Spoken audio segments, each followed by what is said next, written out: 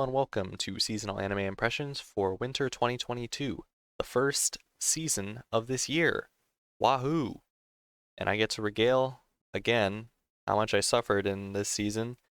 Um, it's nothing new really. Let's go over the three things I usually look for in all these episodes. Characters and character designs. My everlasting theory on this is that since I'm spending hours at a time with these characters, I better like them on at least a personality level.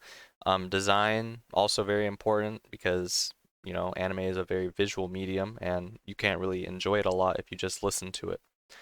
Um, Style, clothes, personality, all readily apparent and important to keeping me, the viewer, attentive when most of us go about our lives. We can't really sit down for and binge watch an entire show in one day anymore. That is, if you have stuff to do, right? The next thing I focus on is visuals. Um, Depending on who you are, this may or may not be a problem for you. I tend to like shows that look polished, have a nice production behind them. Some shows you can't avoid this with. You can avoid this option if you are into old shows where the production is like a lot more detailed, but a lot less clear and less clarity to it. But in the modern day, I look for clarity and a lot of stylistic choices that may complement the genre or idea they're trying to portray, yada yada. And finally, the most important factor, as most people probably have, is that there has to be some level of entertainment value that I attach to. Some shows can be more entertaining than others. It's readily apparent sometimes. Sometimes it takes a hold in like episode 3. Who knows? But in the current day and age, I cannot be bothered to watch till episode 3 for every show to find out if it's actually entertaining and something I'd actually latch on to. So I rely on the first episode, the first few minutes, I should say, to give me a general idea of where we're going and if I will actually like this show. And yeah, that's the usual shtick. Let's begin with our first show, Leadale no Daichi nite, World of Leadale. First show of the season. Let's see what I had to say. I dropped it at 2 minutes because it had ugly characters and an abysmal opening scene with neither excitement nor enthusiasm from any orifice. Thank you, past me.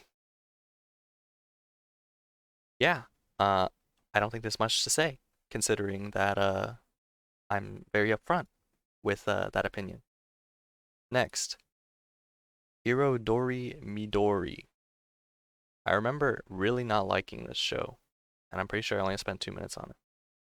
Yes, I said that it was a budget K-On! With no sense of pace or regard for decent character introductions or building. 2-minute drop. So when I watched this show, right, immediately I got this feeling that, of course, all the designs are pretty much K-On!, but with different hairstyles slightly, and basically the same attributes considering they're in a similar rock band type scenario. So I was just immediately turned off because of the poor character introductions, especially because they just straight up just describe the characters for what they are. Like, this girl's a perky booby pooby. I don't know. They just describe them in really boring ways. They don't bother to set up anything properly, so it's not worth anyone's time.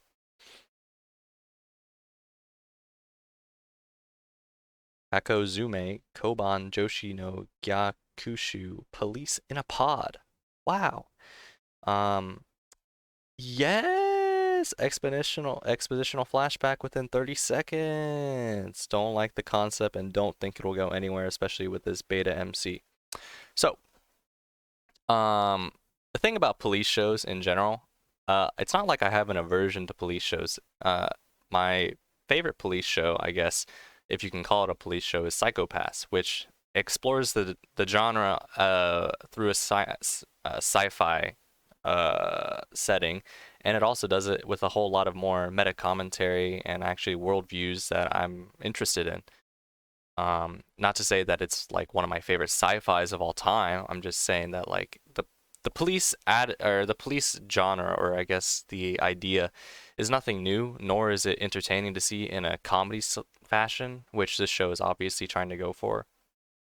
Um, it's not like I would doubt Madhouse in a lot of scenarios, but seeing as their most recent works are just not that impressive. I think the the last Madhouse work that I watched in full was probably No Guns Life, and I think I dropped it on the first episode because I just didn't like it at all. Um, and it's nothing from them is really that impressive lately. And it hasn't been since for a very long time. If you want to watch my Madhouse retrospective video, which is pretty outdated by now, now that I think about, I mean the ideas are not outdated, but like I think my view on it is a bit outdated. But yeah, I didn't like this show.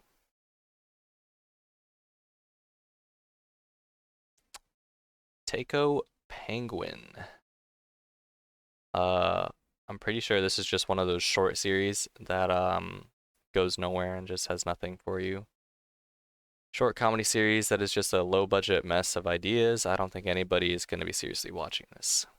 Yep, summarizes it. Considering there's only 265 members to it, out of the entire site, I'd say I am a really awesome member of that community now. Orient. Okay. Slideshow exposition dump. Yes. I love how even when the show begins, it's still on the pan still frames. Yep. A common theme you'll come to learn with this season is that I lost my mind.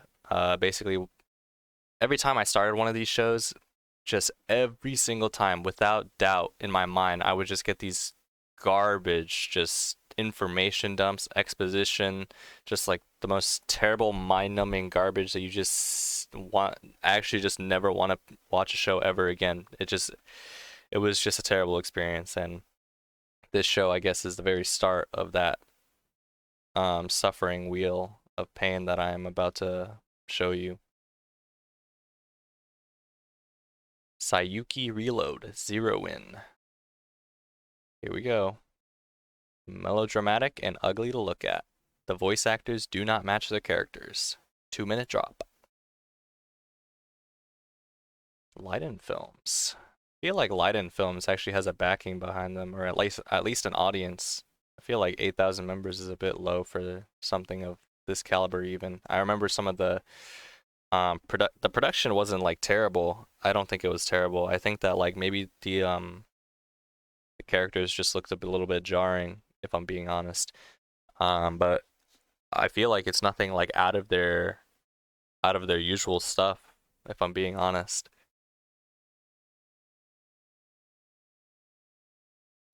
Tokyo 24-ku, Tokyo 24th Ward by Cloverworks. I'm pretty sure this is the show that looked incredibly terrible. I love how they segue a bad OP into an immediate exposition dump. Genius. 2-minute drop. Thanks, Cloverworks. Slow loop. Oh, I I remember the opening scene for this too. Actually, let's just begin looking at what I said. You cannot be serious with this one, bro. Give me one show that starts normally. I'm losing my mind. Please. Expedition for Dead Father or something goes for the funny haha introduction with both characters and just loses horribly. 2-minute drop. So, let me explain what happens in this opening scene. Basically, this main character is going fishing on like a dock or whatever, and then like this other foreigner chick is like gonna go swimming in like the ice cold water, and then for the comedic effect, like the joke is that she like takes her fishing rod and like hooks the back of her swimsuit and then makes her fall over into her lap or something, and then that's supposed to be the comedy part of it. I hope you're laughing because I definitely was not laughing. Um, Yeah, I guess you just had to be there. I don't know. What can I really I don't know what to tell you.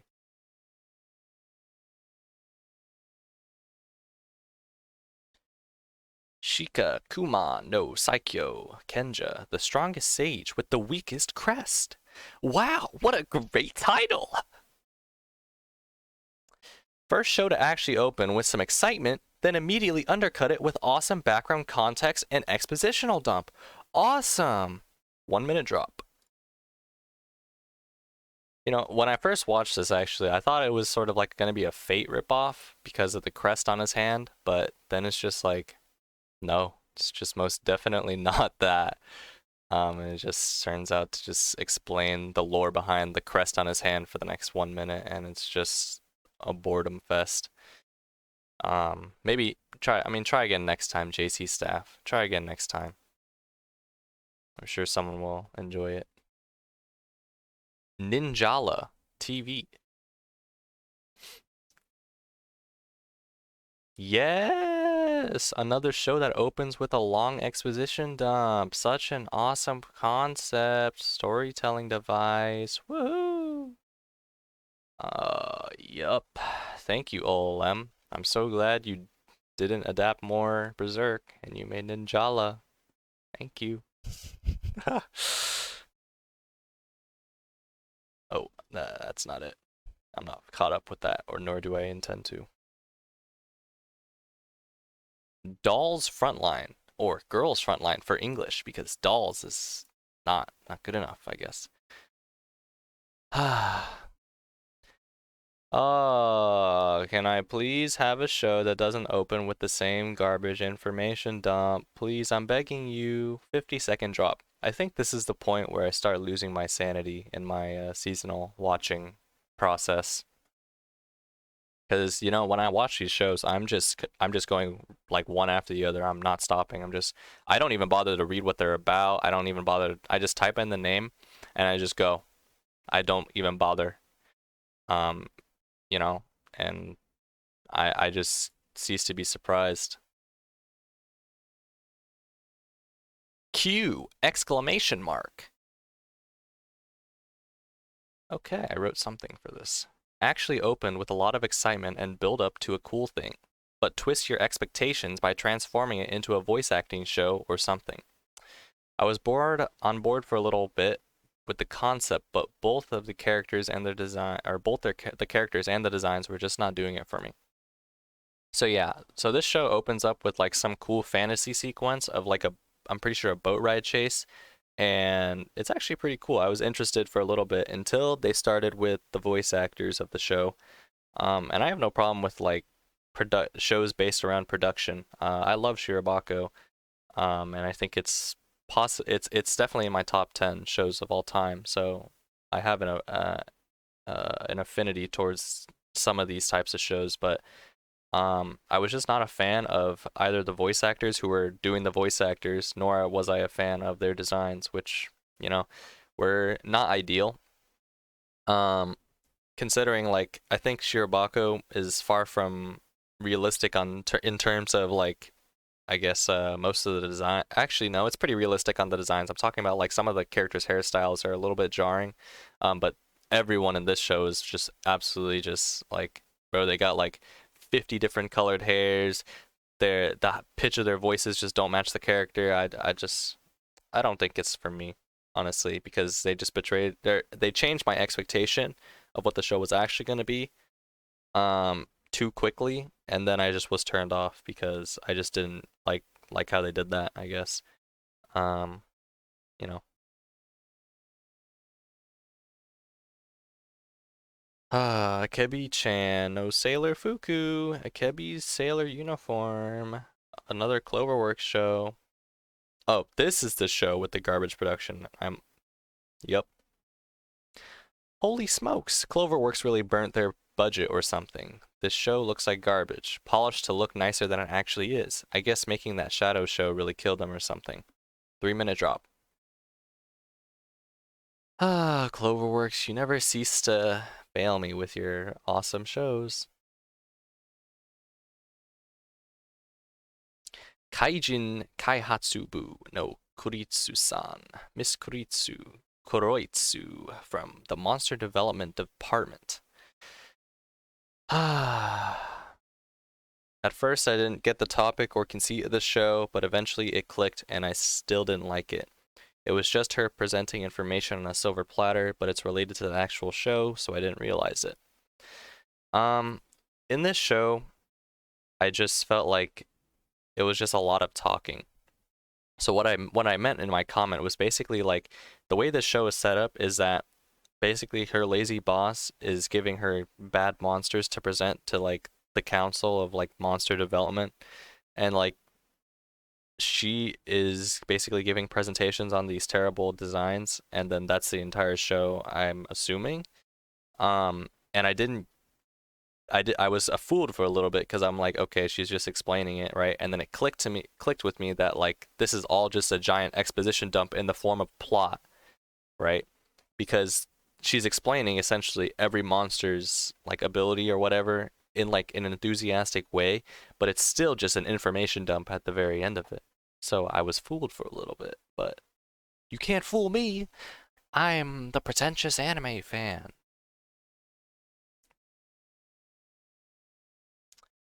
Sabiiro, no armor. Reimei, rusted armors. The CGI doesn't look bad, but the characters do. They look like I designed them, but I was 3 years old and I hung it on the fridge. Damn. I guess we know what happened in that show.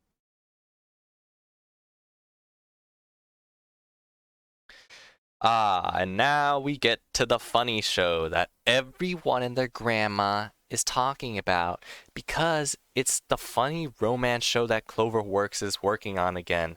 The creators of some of your favorite shows, at which your favorite shows are Bunny Girl Senpai and The Promised Neverland only season 1. Thank you so much for gracing us with another one of these romantic comedies with such interesting characters.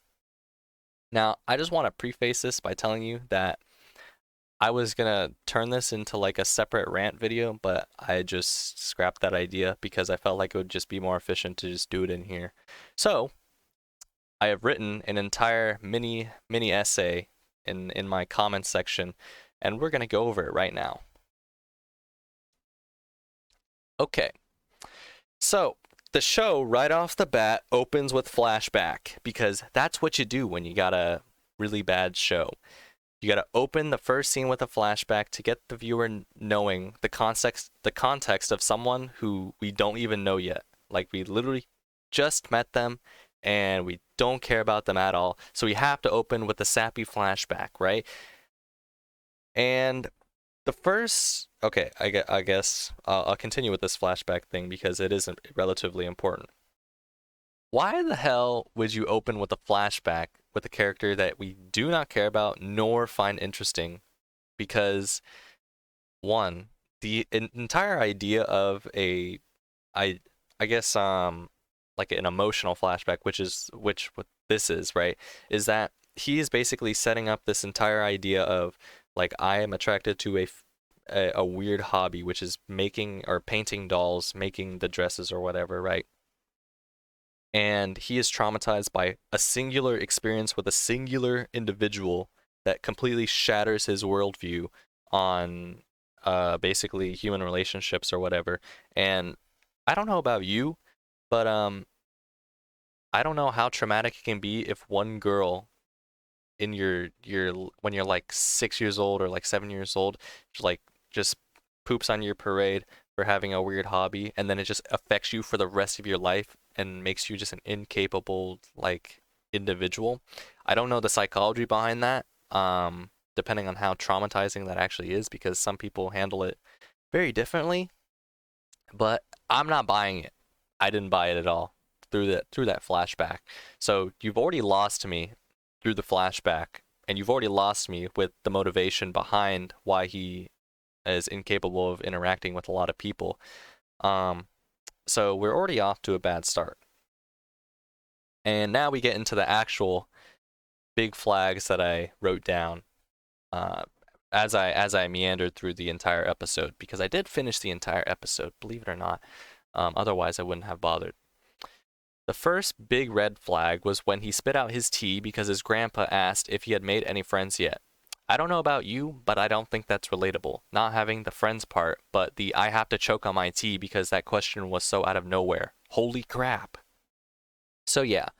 I don't know the whole thing behind like why a lot of anime characters just tend to like shudder at the thought of being asked a genuine question that is just completely unhostile and not even shocking, and they have to have a massive reaction out of it.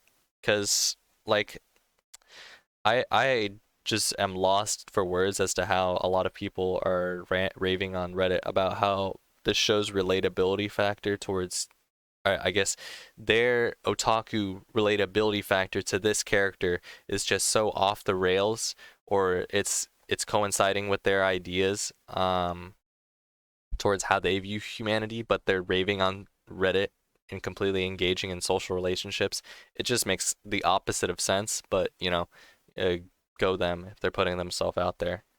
But aside from that, I just don't understand how someone can watch a scene like that where he literally chokes and spits out his tea because his grandpa asked if he had any friends or was making any friends. Like, I'm continually, is that even a word? Continually. I'm continuously just thrown out of proportion, thrown out of the loop because I'm just not interested now. I've already lost my interest by the like 2-minute mark.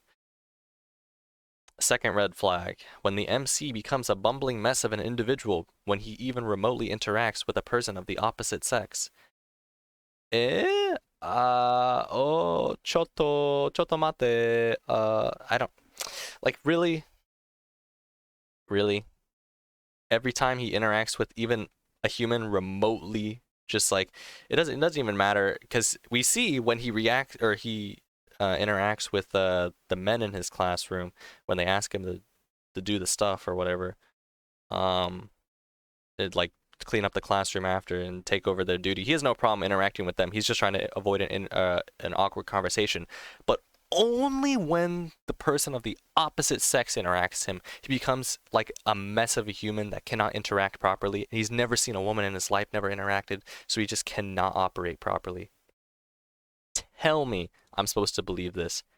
Tell me I am supposed to believe that this is a real human this is based off of. I don't believe you. Tell me you believe this. I don't believe this. Red flag 3. What's it called? The mental narrative dump from him describing everything around him as if he's the protagonist of the world for no reason, because it doesn't operate off of what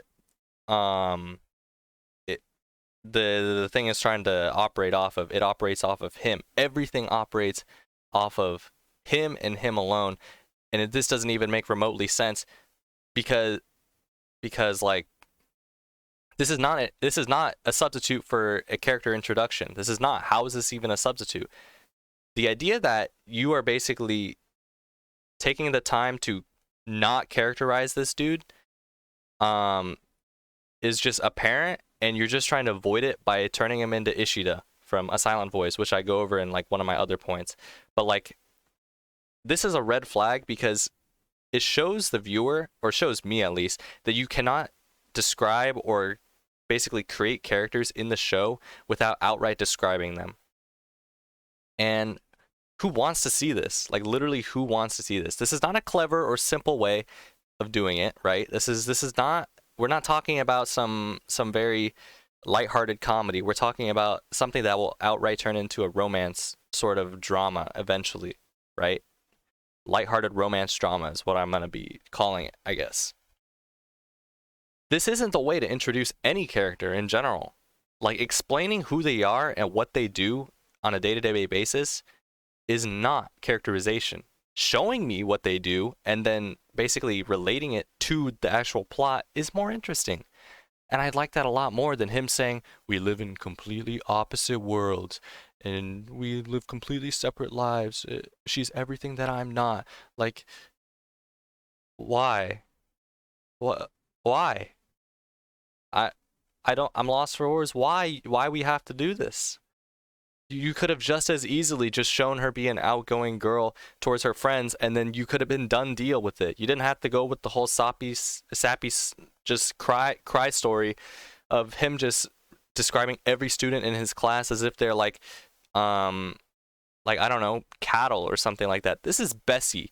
She has a bell on her neck because she always runs away, and I have to make sure that Bessie never runs away from the herd because she gives the best milk or whatever. I don't know.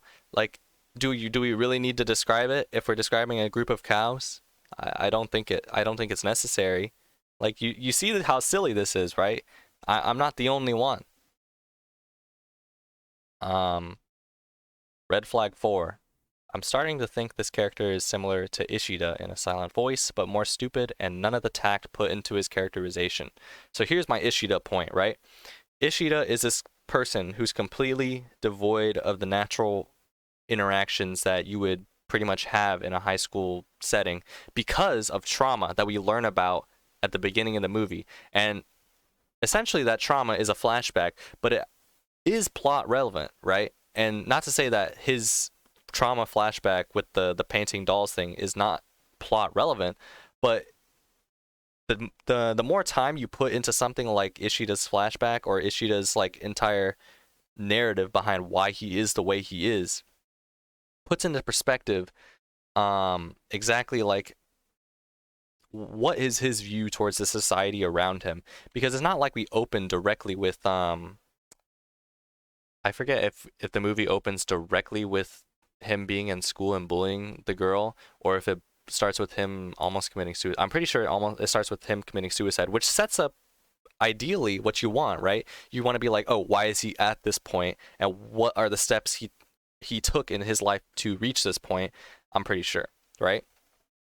That's how it went down in A Silent Voice, and I'm saying that like the character in this show is more stupid and has none of the actual dedicated characterization put into him that makes him more, I guess, feasible, and you can be sympathetic with his plight. Because by making his hobby extremely niche and extremely detailed to be tailored towards only a specific type of person, you already alienated yourself. While A Silent Voice picks a very big topic, right?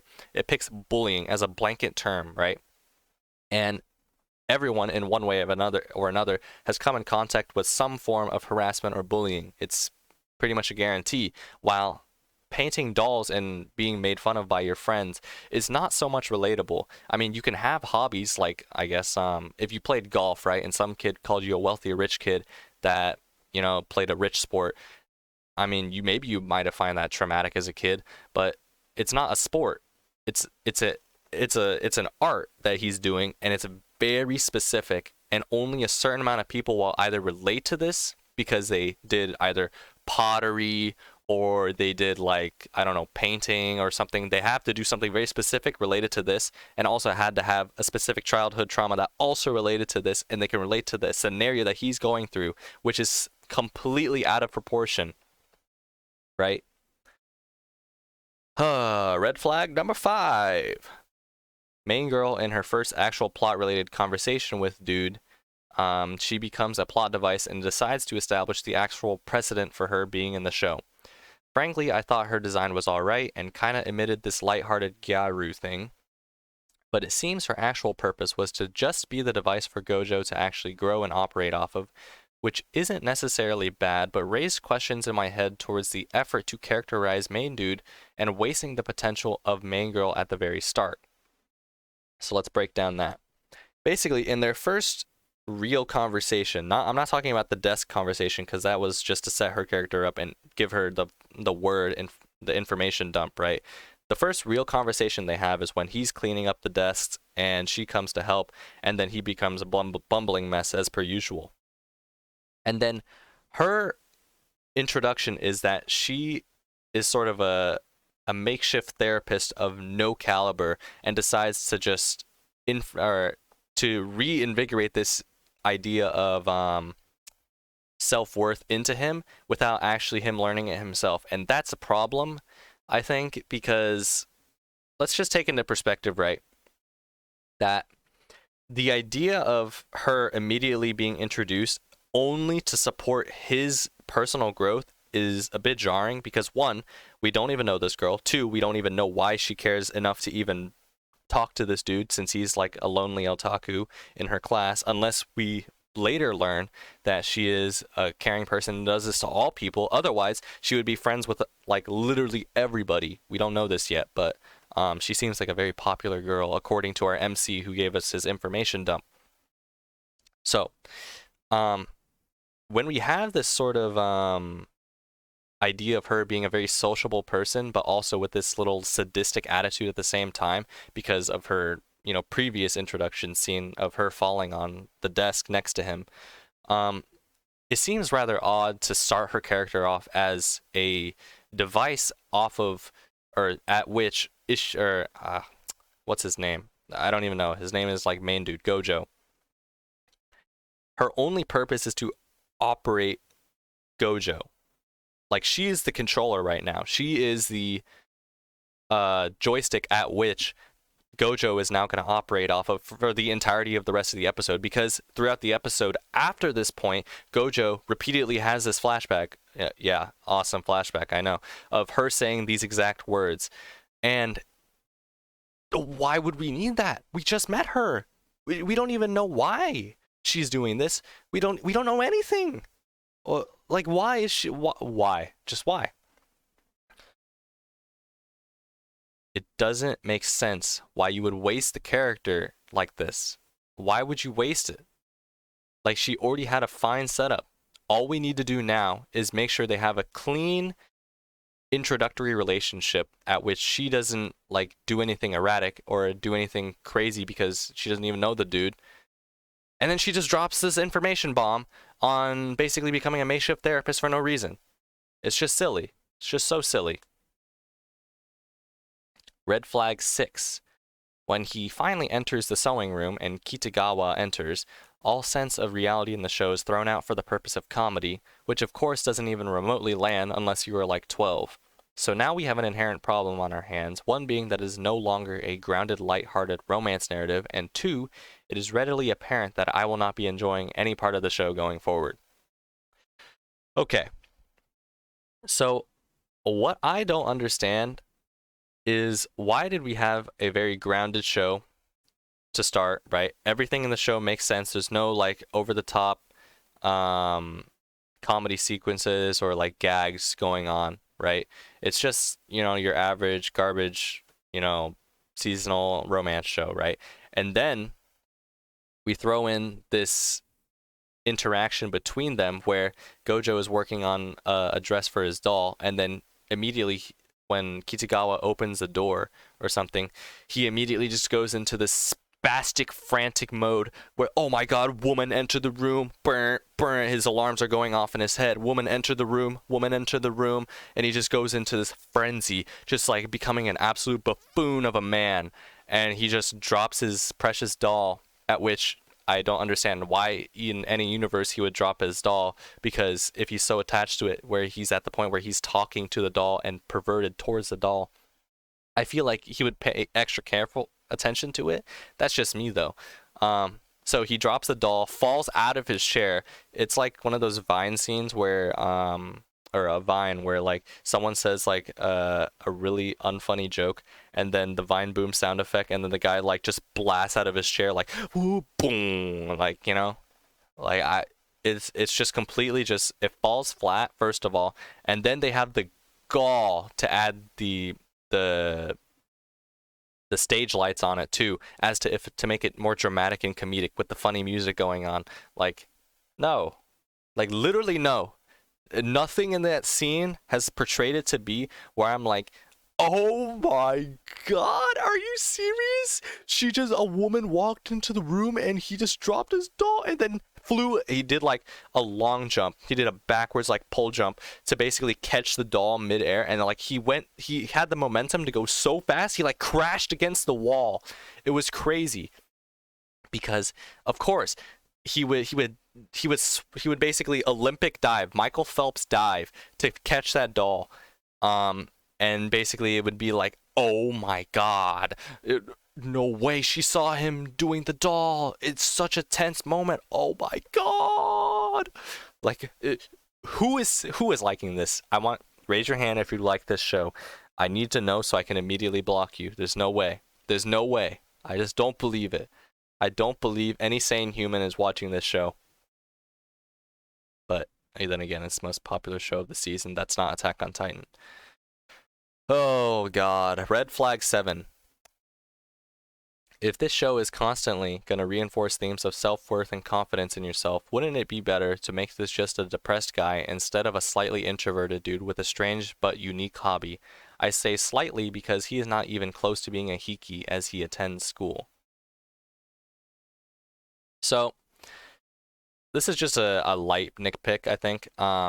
Basically, I was thinking about how, basically, Kitagawa's initial speech to him when she's cleaning up the desk with him was basically establish your self-worth and establish confidence in yourself and your own being because you don't want people stepping all over you. It's a cool concept. You know, I don't agree with how her character was used to basically portray that idea to him, but the idea is fine for the time being, right?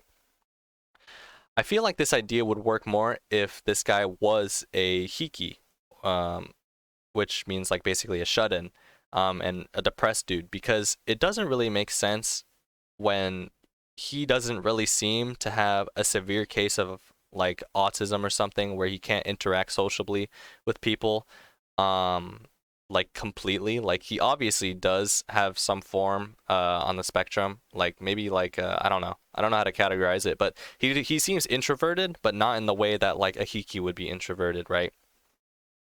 He is just a weird character to portray this idea on. And I feel like this idea was only brought up to apply to the most general audience possible, but you've already lost the general audience, I think. I mean, they've already got the general audience, but like in my mind, you're losing the general audience because he's only depressed because of a trauma related to his unique hobby, which doesn't quite make sense, and he's not even depressed about that because he wakes up in the morning and has a good time with his grandpa. And he's seemingly not very sad about the world around him. He seems to find very good solace in the work he does, you know? So I'm a bit confused as to why this specific character would be portrayed with this idea, but, you know, that's all right. Red flag 7.5. This is an even smaller nitpick. After asking Gojo to make her cosplay outfits, main chick is displaying multiple facets of emotion. Wow, novel concept. But I actually just found the whole interaction completely asinine. They create this atmosphere of the main chick being more a damsel in distress rather than asking a genuine question or plea, which I thought was the wrong move tonally. My thought process was that she was a confident and sociable creature according to Gojo's awesome character dump, the complete opposite of him, or they live in completely opposite lives or whatever. So it would be really hard for me to believe that at first sight of an opportunity to fulfill a hobby that frankly she hadn't seemed apt to actually fulfill considering the state of her maid cosplay, it would be quite a reach if I do say so. Now, let's unravel that because that was a lot of information, right?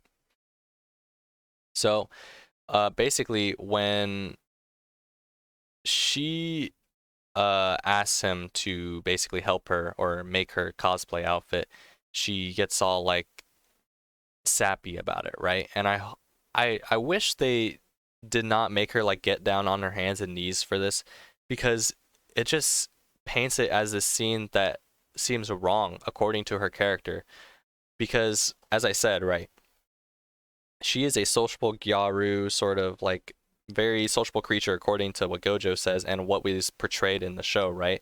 And for her to break down instantly and just crumble her character in the same like 10-minute span seems contradictory to what we were kind of building her to be in the introductory sequence.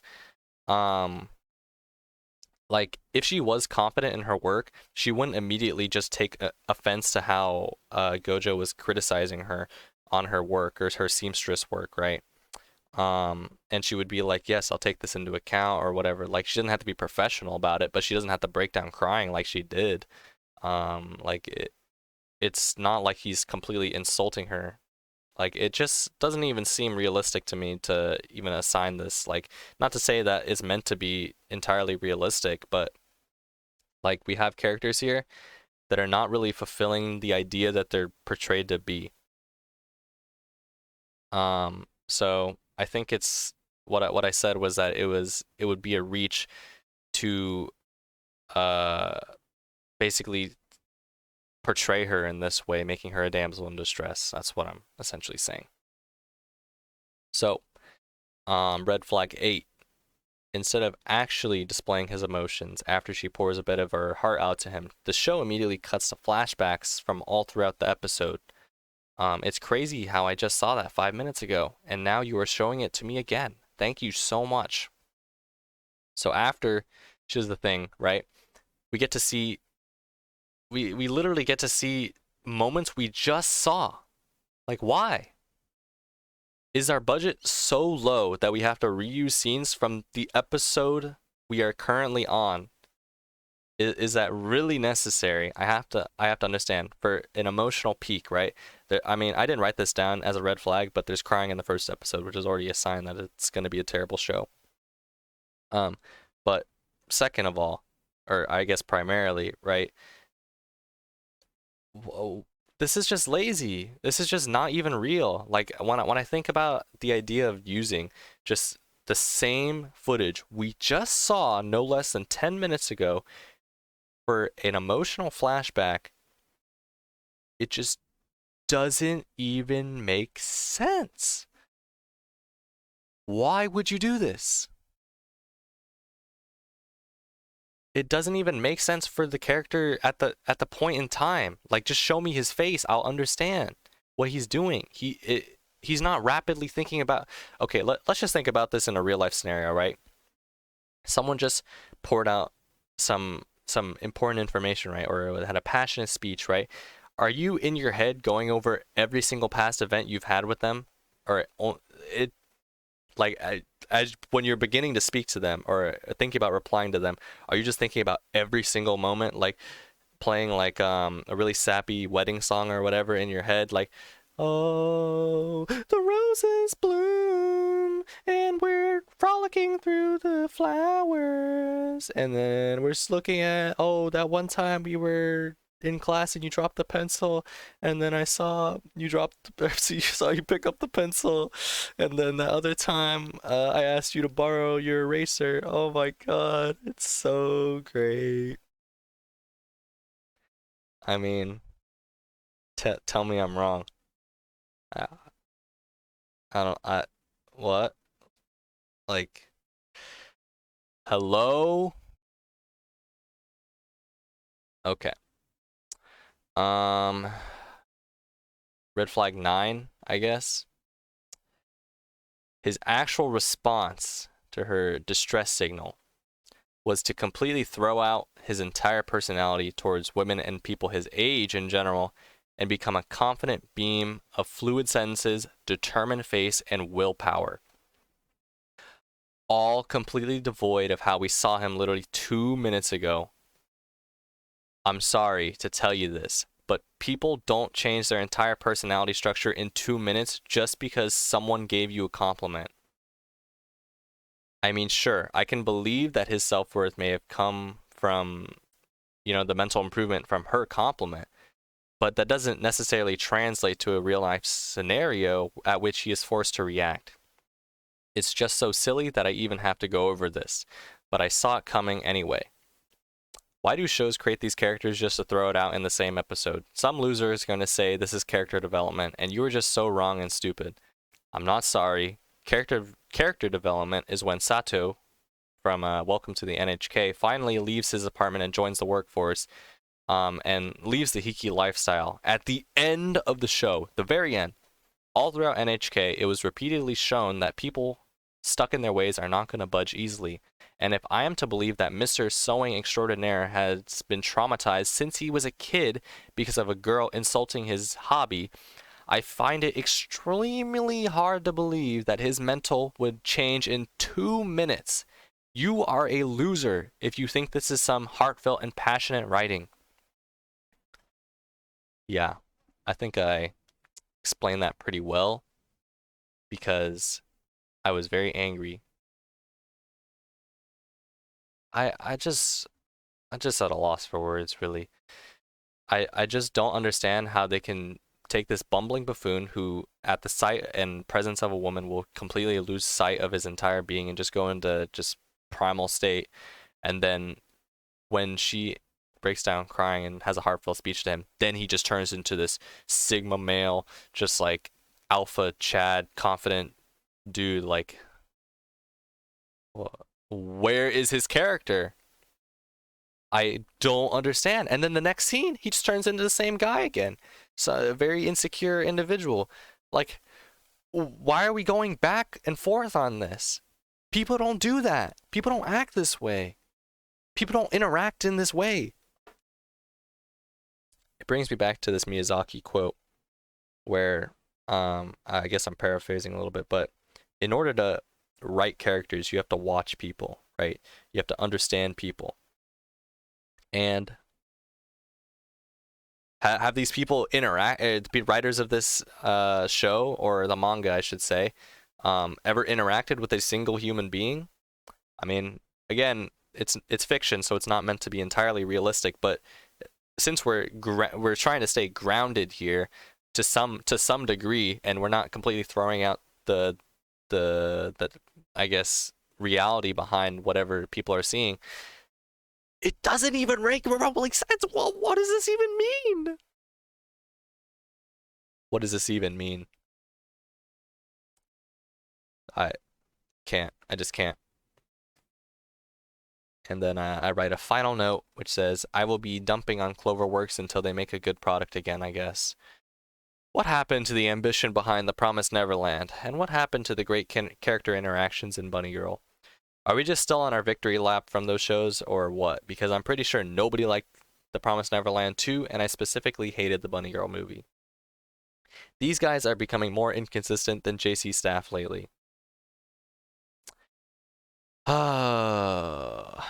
Just such a travesty of a show. Just like, I find it hard to believe anyone of an age above 12 years old would even remotely like this show, but the mental age of most anime fans is of a 12-year-old, so I'm actually not surprised. But yeah.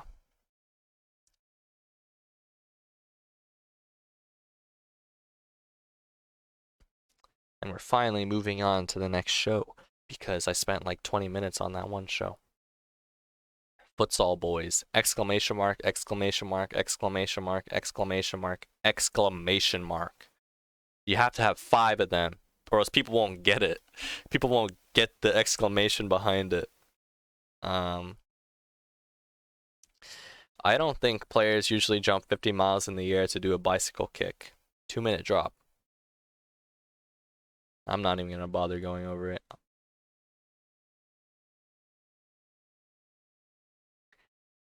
Baraou no Soretsu, Requiem of the Rose King.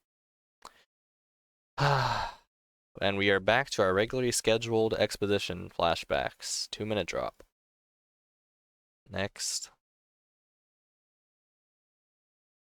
Oh, I couldn't find that one. Sasaki to Miyano, Studio Dean. Oh, okay. So this is a boys' love story, so that's what BL stands for. The thing that I don't get about this show is that BL stories are actually interesting, but if you deliberately make it to just be the most unappealing thing in the first 30 seconds, how is anyone supposed to take it seriously as a concept? I don't mean gay people, obviously. Like, I don't know how you can just talk about gay relationships as if they are a novelty or a fantasy. I feel like a dude in his 70s wrote this. 2-minute drop. Like, it was so rapey. Like, I don't get it. Like, you think that all I don't know who wrote this, and I don't care to research it.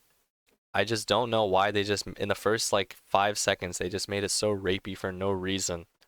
Like why? Why would you do this?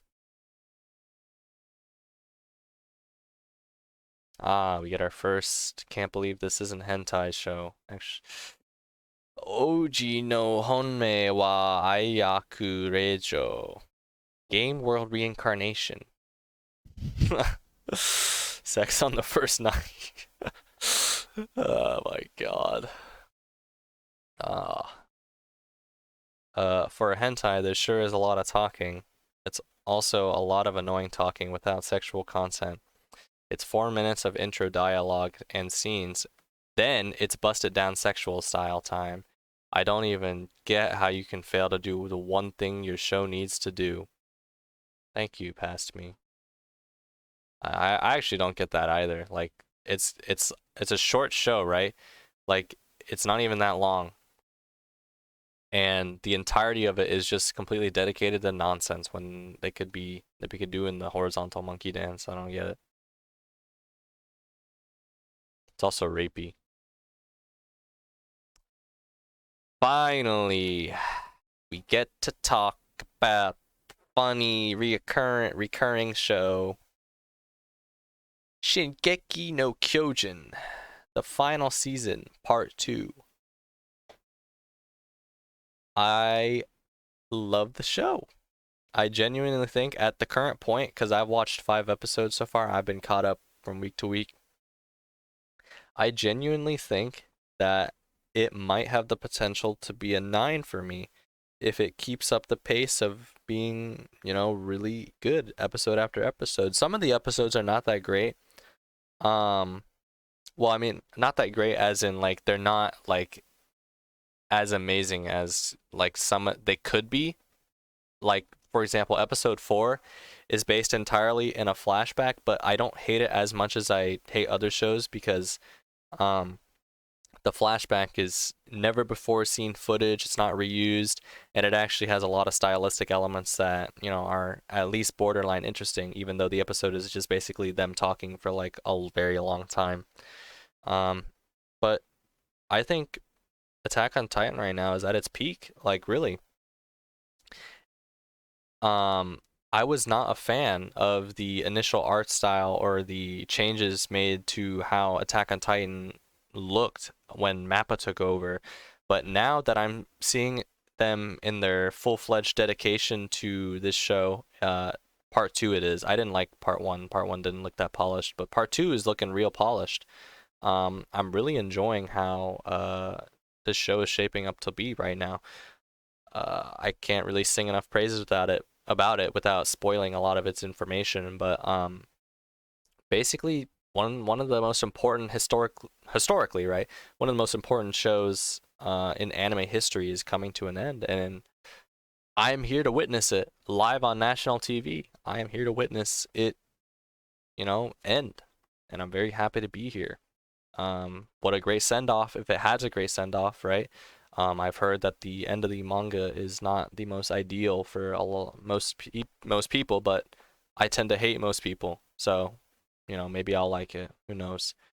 Um, it's just a show that didn't really touch me all that much in its previous seasons, except for season 3, part 1. Season 3, part 1 was where it really picked up for me.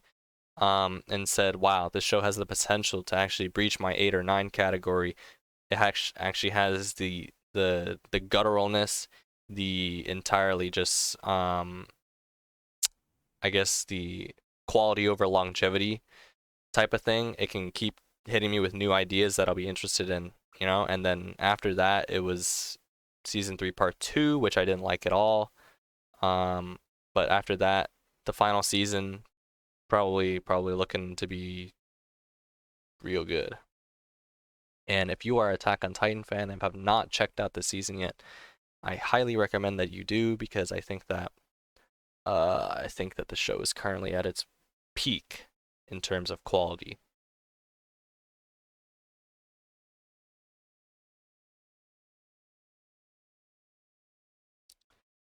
Tribe 9.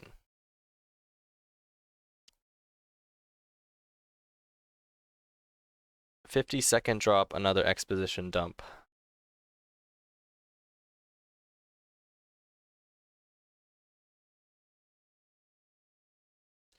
Here we go, ladies and gentlemen. The only show of the entire season that I am going to continue watching, and only maybe for one more episode if it continues to, be what it already is. This is the only show that made it past screening. Okay, let's see what I wrote. The colors look a tad washed out, and I'm not totally on board with the apocalyptic dystopia they got going on. But I think the show is a fairly decent watch, especially with it actually setting up both future plot lines and characters without shoving them down your throat. Watching another episode to be sure. So yeah, I think that this show is wacky, but it's not wacky in a way that's off-putting, right? Because some shows take the wacky absurdness to a show where you're like, what the hell is going on? But this show stays a bit more grounded while retaining its wacky elements. And it has a serious, overbearing tone to it that you can't really, harp on too hard for. I think that it is genuinely shaping up to be just like maybe a decent show to watch. Like I can see it becoming. I mean, according to this, it's 108,000 members to it, so obviously it's semi-popular. But I don't look at any like Reddit boards for this show. I think that it could possibly shape up, and if the second episode continues building on what these plot lines have been branching out to be, I will be very interested in where it has to go because it has a pretty decent concept in terms of like the disease spreading around and like the terrorist group. It just needs to like not focus too hard on its world that much because I think that's kind of the weakest element. I'm kind of sick and tired of these Mad Max worlds.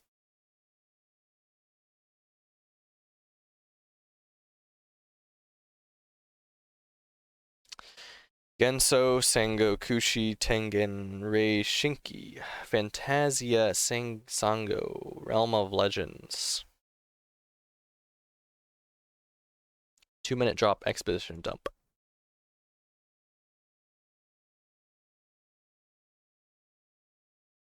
Tensai Oji no Akaji Koka Saisei Jutsu, the Genius Prince's Guide to Raising a Nation Out of Debt. Oh lord.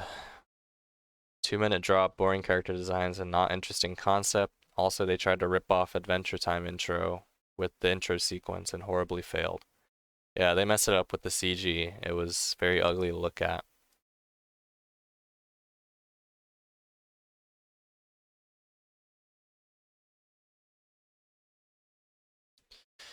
Kenja no Deshi wo Nanuro Kenja.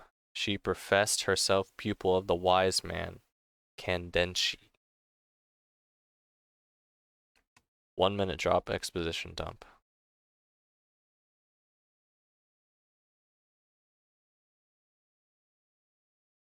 Fantasy Bishoujo Juniku Oji-san To. Life with an ordinary guy who reincarnated into a total fantasy knockout. 4-minute drop. Looks clean, but do not be fooled. Production on this show is on the lazier end. Characters look boring, as well as their introduction being a characteristic dump.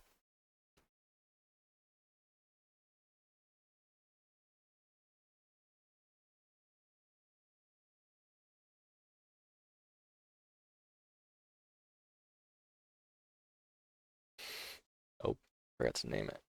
Koroshi Ai, Love of Kill. 2-minute drop. I feel like God is playing a sick joke on me and wants to see how many times it will take for me to crumble underneath the weight of seeing so many terrible products in a row. Right away, this show starts with the same or some intensity, then it throws it out the window with a rapey scenario that does not even remotely comedically land, despite the funny music playing. Yawn.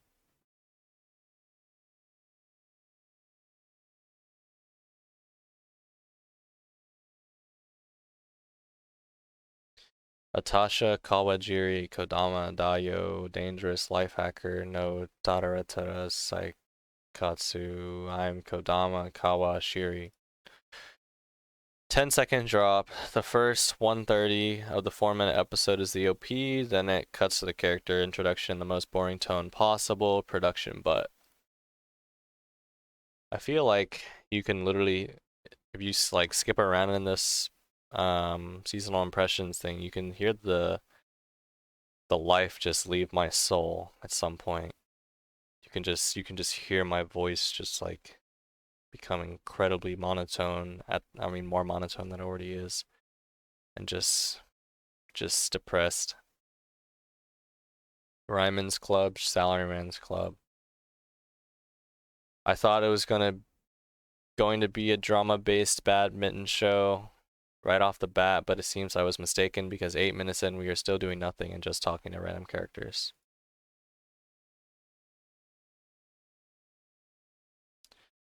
Shenmue the Animation.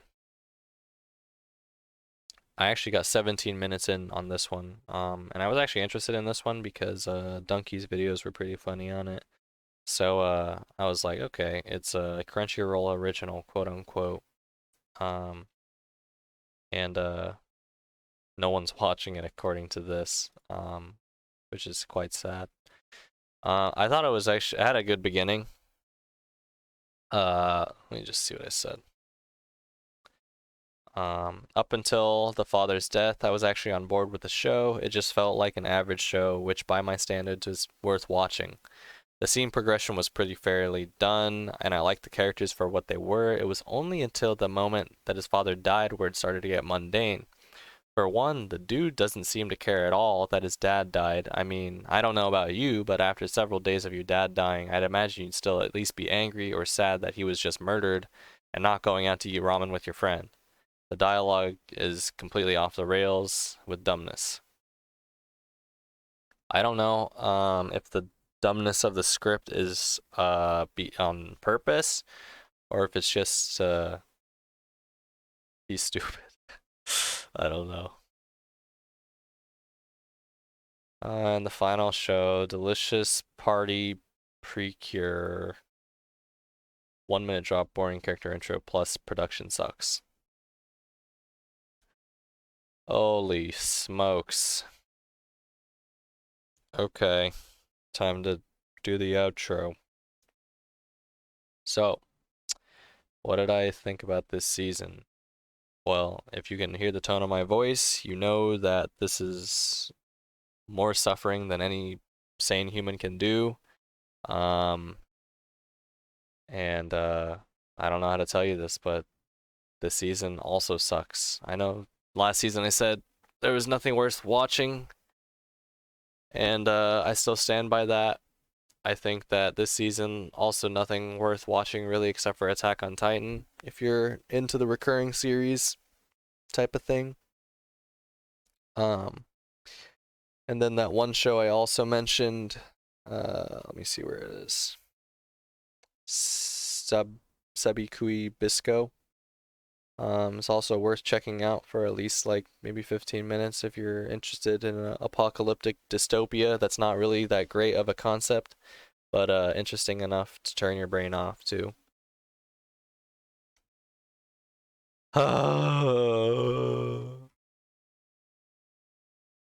Why do I do this?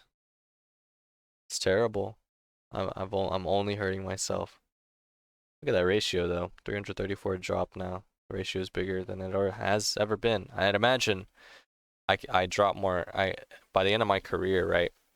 I'll have like a 1-to-5 ratio of drop shows, I'd imagine. If I keep this thing up, right, of where I just watch if I stop watching seasonals, I'll just drop like probably not a lot of shows at that point. Oh, I got loyalty, got royalty inside my DNA. Cocaine quarter piece, got war and peace inside my DNA. Top 3 Kenja song. Top 3. Don't sleep on it.